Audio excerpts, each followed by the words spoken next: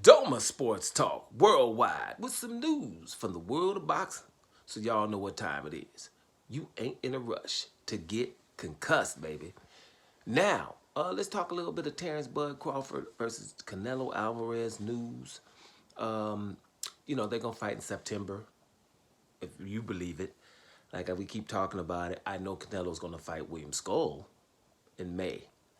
I don't think that the fight is going to happen in September between Terence Crawford and Canelo Alvarez, and some of the reasons are just simple. All right, I think that Terence Crawford will retire Canelo Alvarez, and I know that's a provocative statement. Like, he ain't retired, he ain't this and he ain't that. I would just suggest to you, all right, for those people who kind of just say things about Terence Crawford, right, and really don't know what he's really done, because you just, you're patronizing. I can't keep just telling you guys. Just go watch like little documentaries or highlights, and probably of something I forgot. I watched one recently. I forgot what it was called, but watch something where they're talking about Terence Crawford's opponents before he faces them, what they had achieved before he faces them. And I'm talking about going all the way back to Bryce Prescott when he was thrown in against Bryce Prescott at 135 pounds. And he wasn't supposed to win that. Fighting bigger guys, never looking back in the lightweight division. Okay, Gamboa was smaller than him, but everything else, most of these guys were bigger. Once he went up to 140, then they were even bigger. If it was Thomas Delorme, Derry Jean, or Victor Postal or Ndongo, those guys. I even forgot about Klimov, who was also undefeated. It's another thing, a lot of undefeated guys.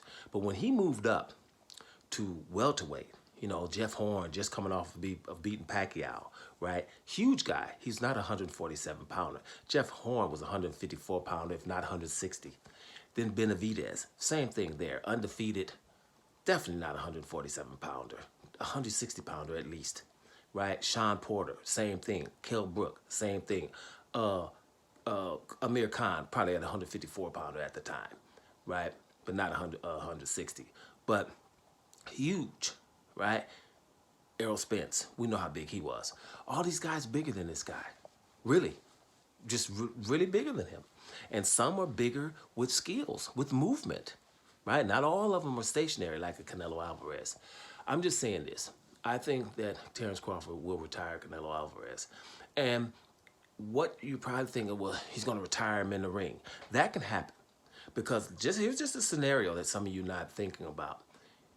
If Terence Crawford beats Canelo Alvarez, right, in the ring, then it's going to have to be pretty convincingly, right? Because anything close, Canelo gets. That's just the the rule that we have, right? It's not a official rule, non-official rule, but anything kind of close, Canelo's going to get, right?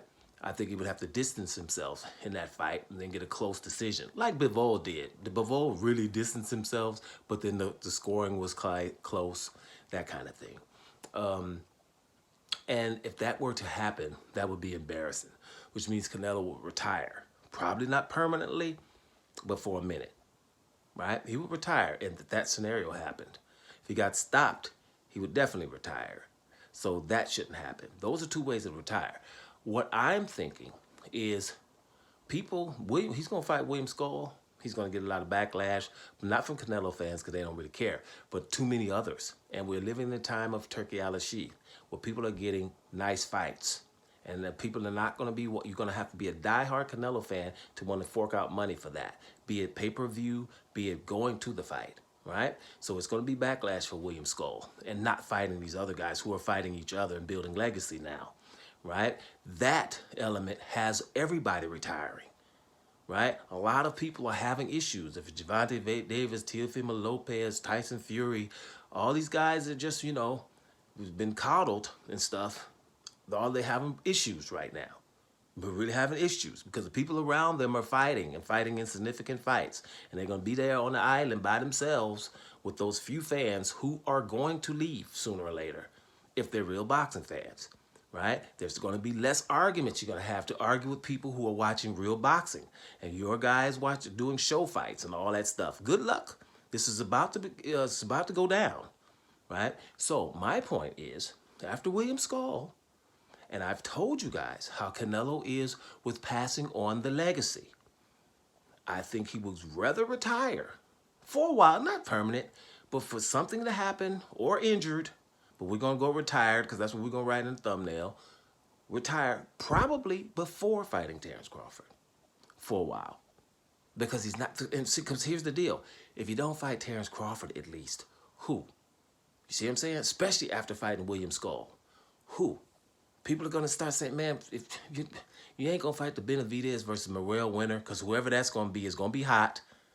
It's going to be like Canelo ain't even going to look at me. He can fight the loser of Benavidez Morrell. He can fight the loser of Bivol. He ain't fighting them, and guaranteed ain't going to fight the winner. He definitely ain't going up to Cruz to fight Gilberto Ramirez. Who's left? You see what I'm saying? And people, you know, it's going to be like maybe Mabili. Right, and that's not interesting because they, you know, somebody in that is going to have to crystallize themselves. It's going to get thin. So what's going to happen is Canelo will probably retire. And this is just an opinion, guys. Right? Y'all know that, and I know people are upset about it. But bottom line is, Canelo knows fighting Terence Crawford is extremely risky, and he doesn't like to give someone else the chance of having legacy. If that were the case, Jamal Charlo would have got the chance when he was his mandatory. They took a franchise title instead of giving that man. Because Jamal Charlo would have been something. He was a part of a twins, would have been something. He would have did it, and then that division would have probably been an undisputed champion. Because he would have fought Demetrius Andrade. But then Canelo could have fought Demetrius Andrade for a whole lot of money and undisputed. But what if Demetrius Andrade wins? Then he's undisputed and famous. We can't have that. So then, you know, Bivol beats him, goes up to 175, not fighting Beterbiev, thinking Bivol is easy. Got distance, got beat pretty bad.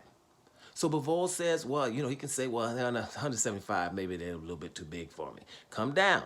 Bivol says, cool, let me come down and fight for your belts and be undisputed at 168, and then go back up and be undisputed at 175. Bivol would be a two-division undisputed champ, and he would have the belts, and Canelo would have to fight hard fights to get those belts back, wouldn't he? We can't have that. We can't have Bivol being undisputed, and then Demetrius Andrade being undisputed at 160, Bivol 168. And then they're famous when people are just calling me the best without me doing all these things. So he's not going for that. I'm telling you, when Canelo fights William Skull, something's going to happen. I'm tipping retirement before Terence Crawford. Or, because of the Terence Crawford fight, retiring then.